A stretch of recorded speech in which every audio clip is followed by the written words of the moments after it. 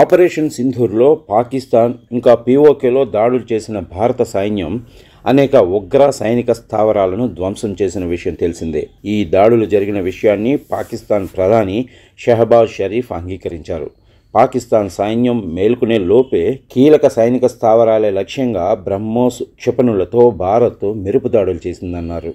వాస్తవానికి మే 10వ తేదీ తెల్లవారుజామున భారత్పై దాడులు చేసేందుకు తమ సైన్యం సిద్ధమైందని, కానీ అంతలోపే భారత క్షిపణులు తమ స్థావరాలపై విరుచుకుపడ్డాయని పాకిస్తాన్ ప్రధాని చెప్పారు.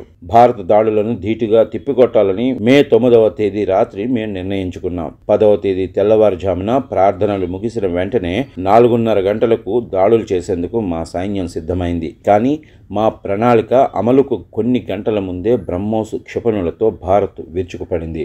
రావల్పిండి ఎయిర్పోర్ట్ సహా అనేక కీలక ప్రాంతాలే లక్ష్యంగా దాడులు చేసింది అని ప్రధాని షరీఫ్ పేర్కొన్నారు.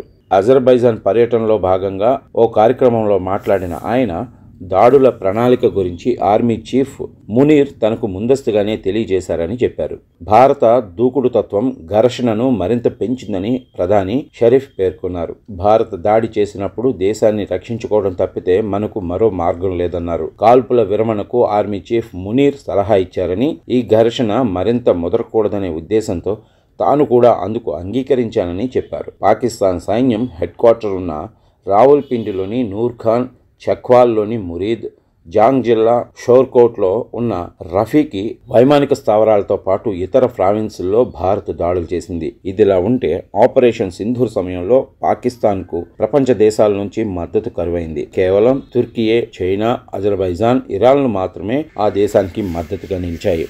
దీంతో విదేశీ బాట పట్టిన ప్రధాని షరీఫ్ ఆ దేశాల మద్దతు కూడగట్టుకునే ప్రయత్నం చేస్తున్నారు. ఇటీవలే ఆయన ఇరాన్ సుప్రీం లీడర్తోనూ భేటీ అయ్యారు. ఇక్కడ కూడా భారత్పై విష ప్రచారాన్ని పాకిస్తాన్ మానుకోకపోవటం గమనించాల్సిన విషయం.